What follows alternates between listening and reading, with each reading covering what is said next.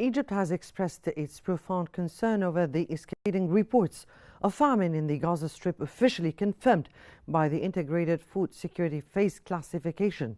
In a statement, the Foreign Ministry stated that these conditions are a direct result of Israel's war and its crimes against civilians. Egypt called on the international community to decisively intervene and end the violations, which include Israeli restrictions on humanitarian and food aid.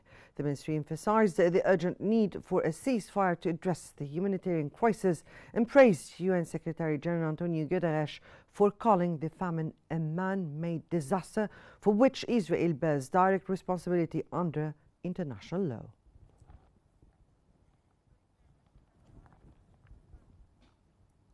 The Palestinian Ministry of Health has announced that 8 new deaths, including 2 children, were recorded over the past 24 hours due to famine and malnutrition in the Gaza Strip. The ministry stated that this brings the total number of famine victims to 281, including 114 children. It also stressed that the humanitarian crisis in Gaza continues to worsen amid the blockade and the shortage of food and medical supplies, renewing its call on the international community and relief organizations to urgently and immediately intervene.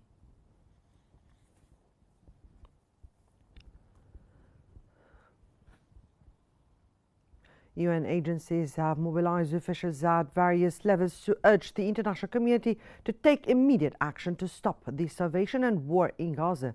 The UN agencies stressed the need for swift and concrete measures, including a ceasefire and the delivery of aid.